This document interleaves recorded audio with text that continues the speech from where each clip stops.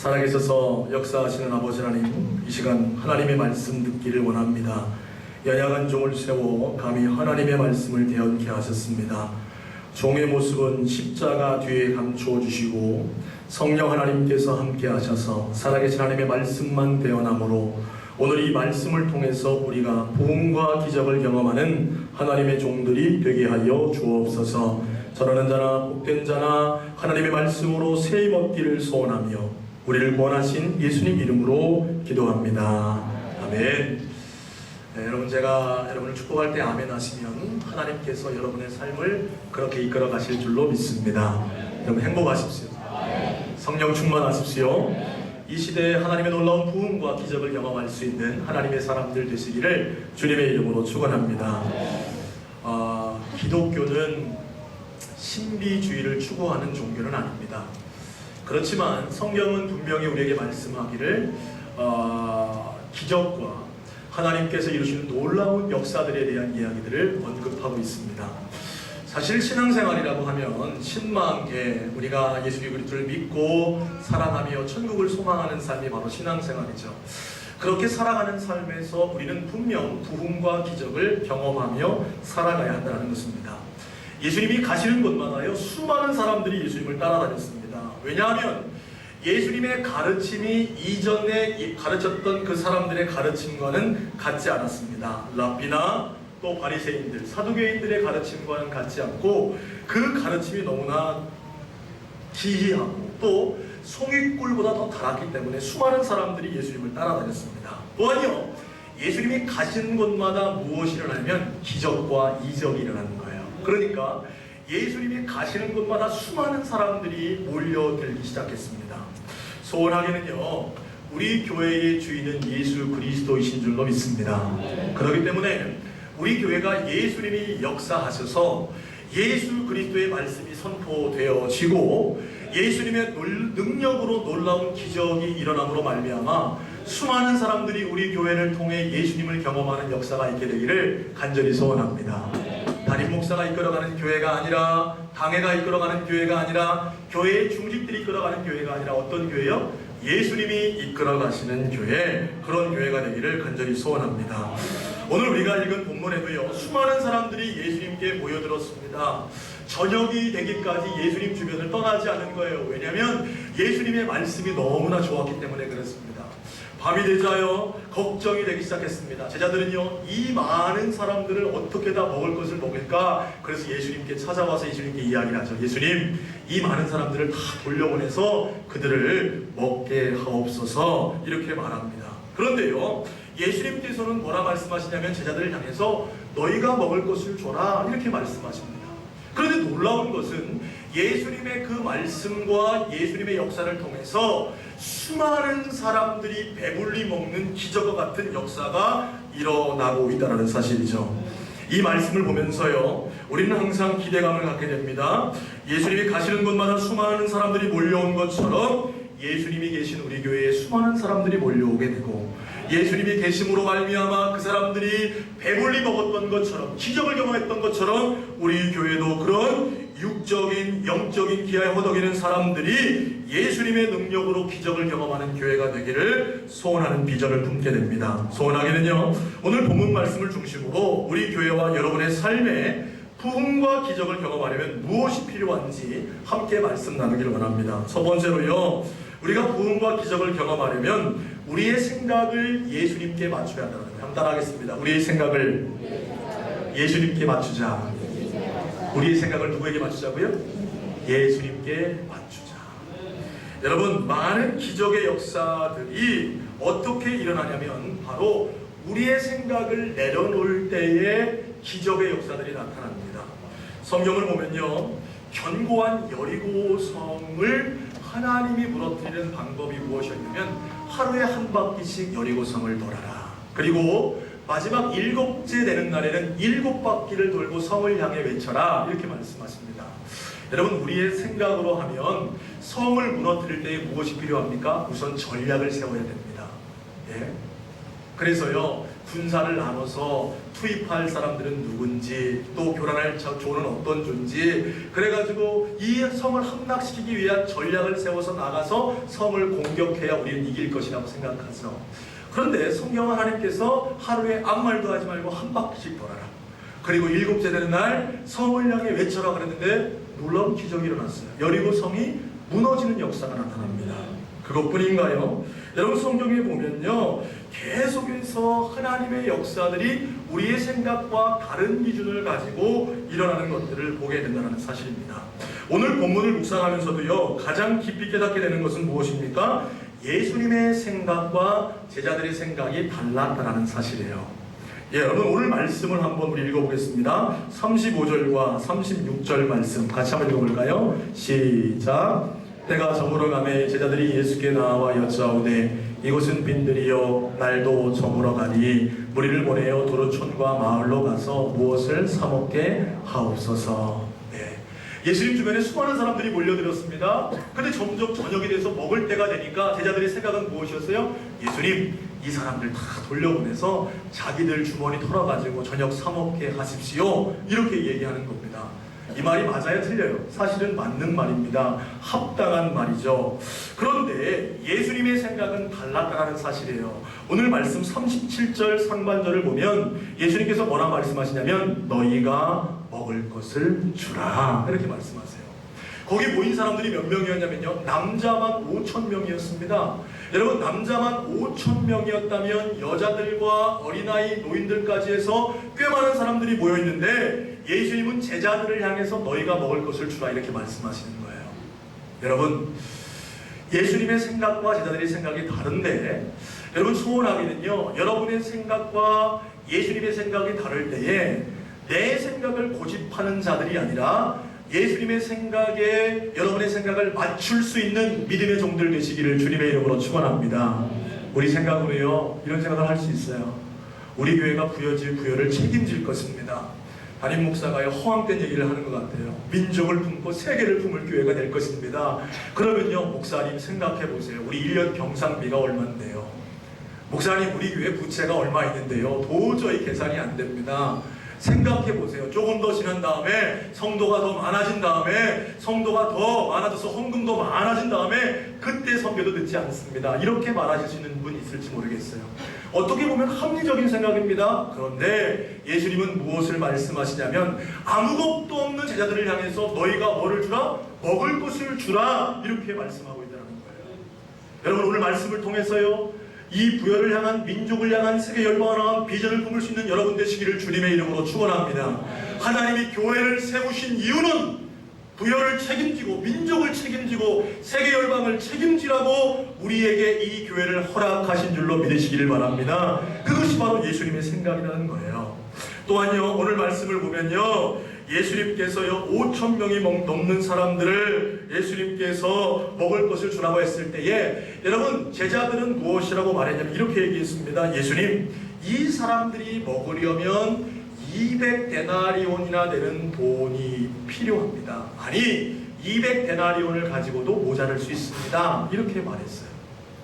여러분, 200데나리온이면 얼마를 말하냐면 한 데나리온은 한 사람이 일터에 나가서 하루 일해서 벌을 수 있는 품삯을 우리는 한 데나리온이라고 합니다. 요즘에요, 임금이 어느 정도 되는지 잘 모르겠어요. 한 10만 원이라고 가정했습니다. 그러면 200데나리온이면 얼마입니까? 약 2천만 원이나 되는 돈이죠. 제자들은요, 금방 계산하고 있었어요. 그 중에 빌립이라는 제자가 얼마나 머리가 잘 돌아가는지, 야, 이 사람들 다 먹이려면 2천만 원 가지고도 모자라겠다. 주님, 200데나리온이나 되는 돈 가지고도 모자랍니다. 그런데 어떻게 먹일 수 있습니까? 이렇게 말하고 있다는 사실이죠. 그러나 예수님은요, 이런 합리적인 생각 가운데 무엇을 말씀하시냐면 너희에게 있는 것이 무엇이냐? 이렇게 물어보신다는 거예요. 여러분, 여러분의 생각이 예수님과 다를 때에 예수님의 생각에 여러분의 생각을 맞춤으로 말미암아 하나님의 관점과 예수님의 관점에 맞춤으로 말미암아 기적을 경험할 수 있는 믿음의 종들 되시기를 주님의 이름으로 축원합니다. 사실요, 우리가 합리적으로 이성적으로 판단하고 생각하는 것 중요합니다. 그런데요, 우리 기독교는, 예수 믿는 사람들은 하나님의 일을 감당할 때에 이성을 넘어 믿음의 눈으로 바라볼 수 있어야 한다는 사실이에요. 예? 합리적인 생각을 넘어서 하나님의 관점, 하나님이 원하시는 것이 무엇일까를 보며 그 관점에 우리의 눈높이를 맞출 때에 놀라운 부흥과 기적을 경험하게 되는 줄로 믿으시기를 바랍니다. 그러므로요, 우리의 생각과 예수님의 생각의 간격을 자꾸 좁히려고 우리는 노력해야 돼요. 따라합시다. 우리의 생각과 예수님 생각의 간격을 좁히자. 뭐 하자고요? 좁히자. 자꾸 우리는 그래서요, 우리의 생각과 예수님의 생각의 간격을 자꾸 좁히는 노력을 할 때에 그때 부흥과 기적을 경험할 수 있다는 사실이죠. 오늘 보니까요, 자녀를 결혼 정년기에 둔 분들이 많이 계신 것 같아요.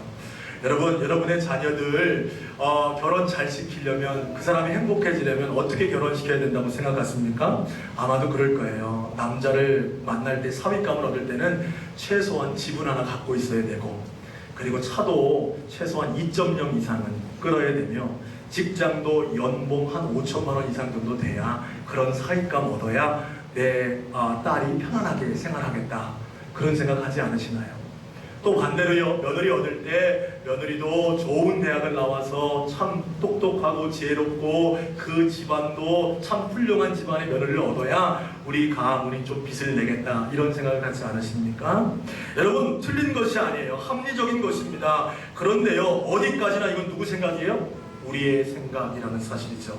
하나님이 무엇을 말씀하시는가, 하나님이 배우자를 선택할 때에 무엇을 원하시는가, 그것을 바라보며 나아갈 때에 여러분의 자녀가 성공적인 가정생활을 이루게 되는 줄로 믿으시길 바랍니다. 믿음의 맵필들을 만나야 합니다. 여러분, 능력을 가진 자보다 성실한 자, 지혜 있는 자, 정말 아내를 사랑할 수 있는 자를 만나게 할 때에 그 가정이 하나님 앞에 영광을 돌릴 수 있게 된다는 사실이죠. 소원하기는요, 오늘 예배하는 저와 여러분, 교회에 대한 생각도 여러분의 이성적이고 합리적인 생각을 내려놓고 하나님이 우리에게 원하시는 것이 무엇인지를 바라보며 그 생각에 여러분의 생각을 맞출 수 있는 하나님의 종들 되시기를 주님의 이름으로 축원합니다. 그렇기 때문에요, 여러분은 성경을 들여다봐야 한다는 거예요. 오늘 제가 여러분에게 숙제 한번 드리겠습니다. 여러분 한번요, 집에 돌아가셔서 구약 성경을 펼쳐보시고 놀라운 부흥의 역사가 일어날 때에 그 성경에서 하나님은 무엇을 말씀하셨는가를 한번 주목해보세요. 초대교회에 놀라운 부흥이 있었습니다. 그때에 그 초대교회 성도들의 모습을 한번 주목해 보십시오. 우리는 생각하기로요, 우리 교회가 부흥하려면 돈 좀 많은 사람들이 우리 교회에 세가적으로 들어와야 되지 않을까, 이런 착각을 할 경우도 있을지 모르겠습니다. 지역의 유지들이 우리 교회에 와야 우리 교회도 힘있게 일하지 않느냐, 이런 착각을 할 수 있을지 모르겠습니다. 그런데 성경은 그렇게 말씀하고 있지 않다는 거죠. 한국교회의 부흥과 평양대부모의 부흥, 또 세계적 부흥운동들의 모습을 찾아보면서 예수님이 무엇을 말씀하셨고 예수님이 무엇을 원하시는지를 분별하며 여러분의 생각과 예수님의 생각과 간격을 좁힘으로 말미암아 부흥과 기적을 경험할 수 있는 하나님의 종들 되시기를 주님의 이름으로 축원합니다. 두 번째로요, 우리가 부흥과 기적을 경험하려면 작은 헌신이 필요하다는 겁니다. 따라합시다. 헌신이 필요하다. 뭐가 필요하다고요? 헌신이 필요해요. 헌신. 교회가 부흥하려면, 또한 여러분의 삶의 기적을 경험하려면 헌신이 필요합니다. 사실요, 주님에게 우리가 드리는 헌신은요, 큰 것이 되지 못합니다. 여러분의 주님을 위해 일하는 것, 그것이 주님께 큰 능력을 말하지 못해요. 명신교회 담임하고 있는 김길 목사님, 제가 추천도서로 몇 권을 추천한 것 같은데요, 증언, 사명, 충만, 이런 제자도의 책들을 썼습니다. 거기 보면요, 이분이 이런 얘기를 했어요.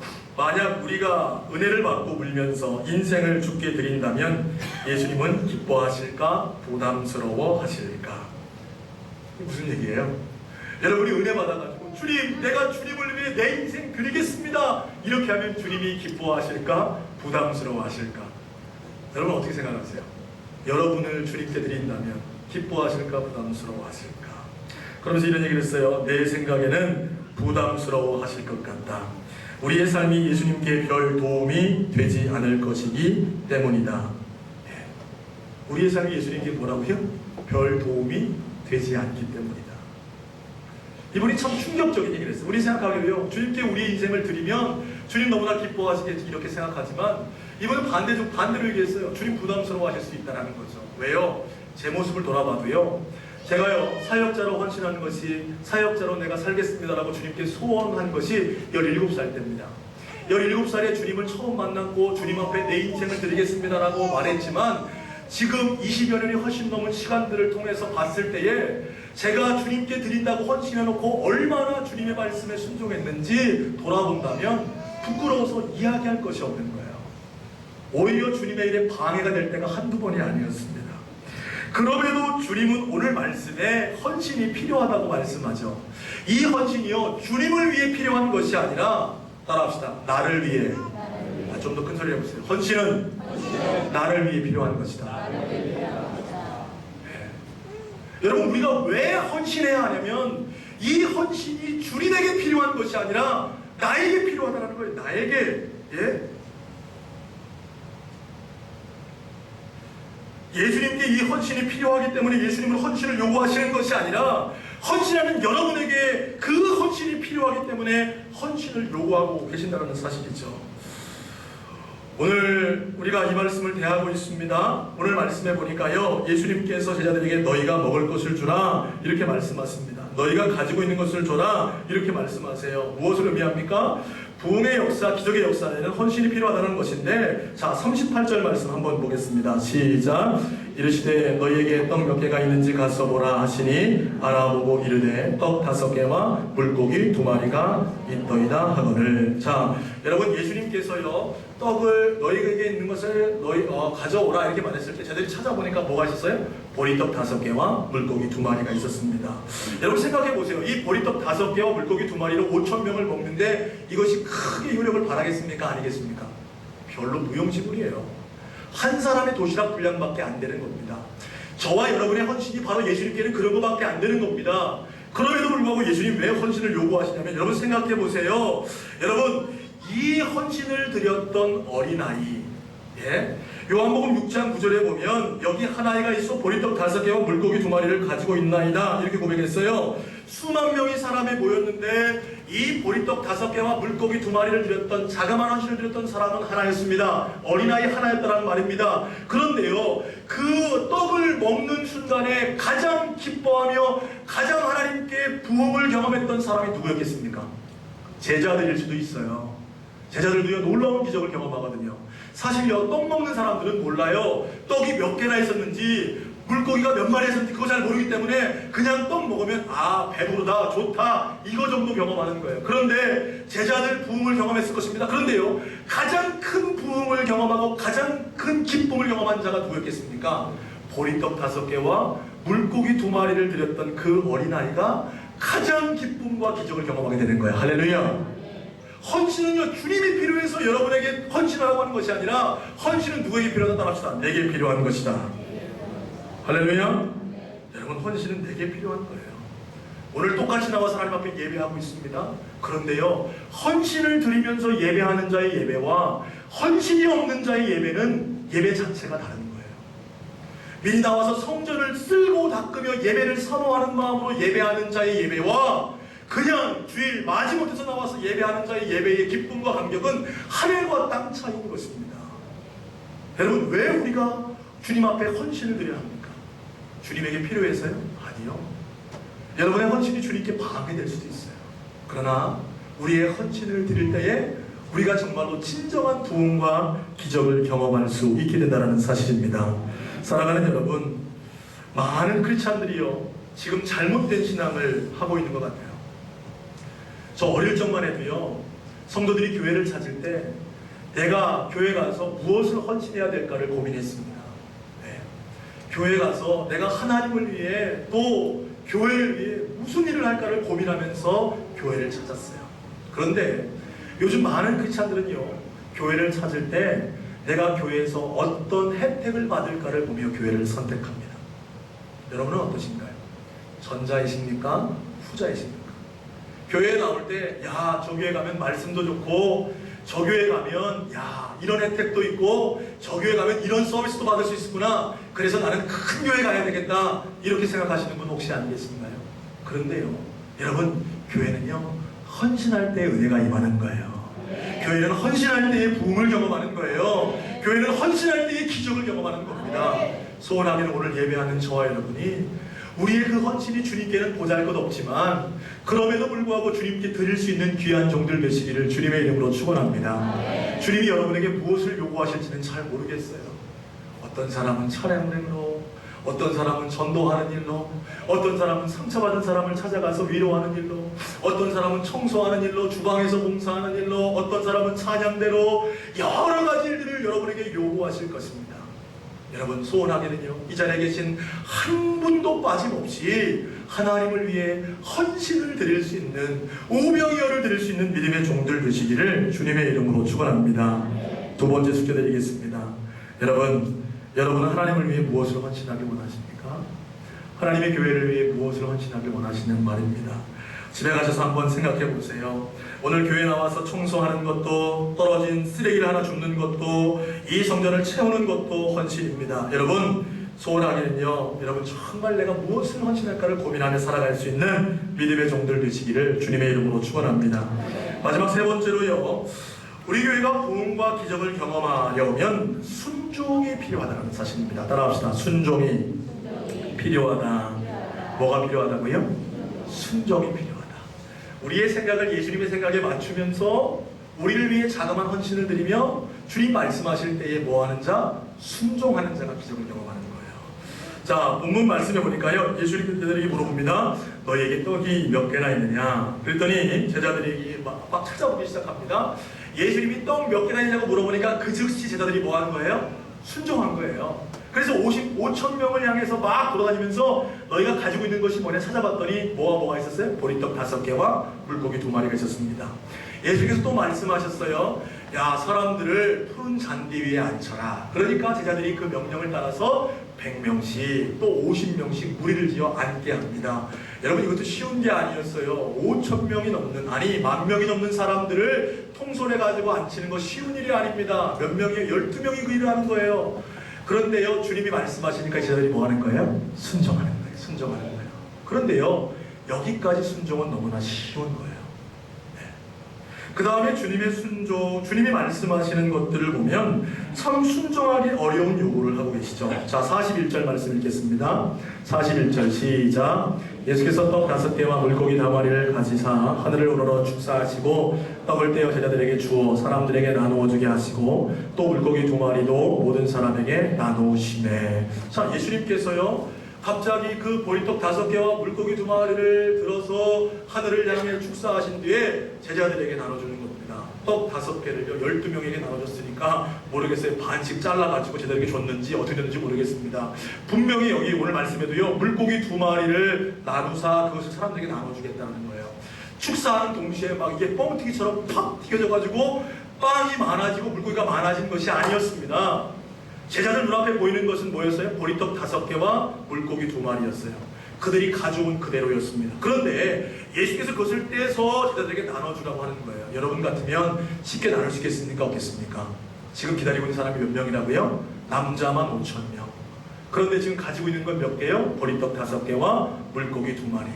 제자들 입에 한 입만 넣어도 다 없어질 분량이었습니다. 그런데요, 제자들이 어떻게 해요? 그 예수님의 명령에 순종하여 내 생각과 이성을 내려놓고 주님 앞에 순종하며 나가 그 떡을 떼는 순간에 놀라운 기적이 일어나기 시작하는 거예요. 할렐루야.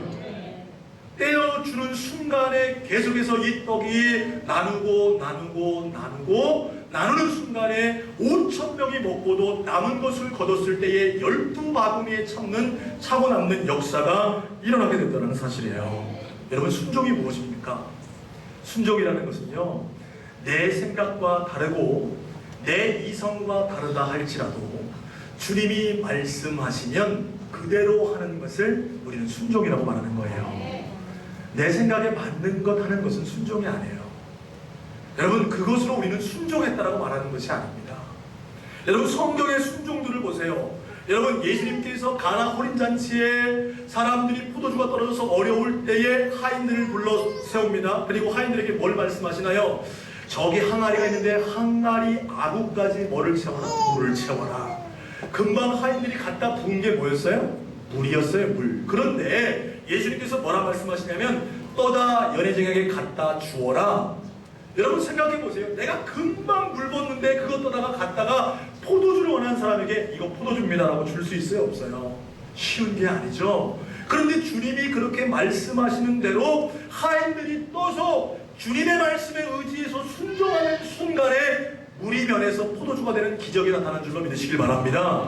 우리 교회도 마찬가지예요. 여러분, 우리의 이성과 우리의 생각으로는 도저히 감당할 수 없을 것 같은 일들을 주님께서 우리가 하라고 말씀하실 때에 주여 우리의 생각으로는 도저히 안 되지만 주의 말씀에 의지해서 순종하겠습니다라고 나아갈 때에 여러분을 통해 놀라운 부흥과 기적을 일으키시는 줄로 믿으시길 바랍니다. 사랑하는 여러분, 우리 교회는요 반드시 부흥해야 합니다. 왜냐하면 예수님의 교회이기 때문에 그렇습니다. 우리 교회는 반드시 기적을 경험하는 공동체가 되어야 합니다. 왜냐하면 이 교회를 이끌어가는 자들이 사람이 아니라 예수 그리스도이기 때문에 그렇습니다. 여러분, 어떻게 할 때 우리가 부흥과 기적을 경험합니까? 내 생각을 내려놓고 예수님의 생각에 우리의 생각을 맞출 때에, 또한 여러분 우리가 정말로 주님 앞에 모든 것을 다 순종하며 나아갈 때에 놀라운 기적을 경험하게 되는 줄로 믿으시기를 바랍니다. 자, 오늘 말씀을 정리하겠습니다. 본문 41절에서 44절까지 말씀을 우리 한 번 더 읽으면서 말씀을 정리하겠습니다. 시작. 예수께서 떡 5개와 물고기 2마리를 가지사 하늘을 우러러 축사하시고 나누어 주게 하시고 또 물고기 2마리도 모든 사람에게 나누어 주시며 다 배불리 먹고 남은 떡 조각과 물떡 12바구니에 차게 거두었으며 떡을 먹은 남자는 5,000명이었더라. 아멘. 여러분, 부흥의 주체가 누구세요? 예수 그리스도. 부흥은 주님이 이루시는 거예요. 사람이 부흥을 이루는 게 아니에요. 기적을 이루시는 주체도 예수 그리스도세요. 그래서 그 예수님의 생각에 우리의 생각을 맞추고 우리를 위해 자그마한 헌신을 드리며 순종할 때에 놀라운 부흥과 기적이 일어나는 줄로 믿으시길 바랍니다. 소원하기는 오늘 이 말씀을 가슴에 새기고 부흥을 사모하며 나아가는 저와 여러분 되시기를 주님의 이름으로 축원합니다. 기도하겠습니다.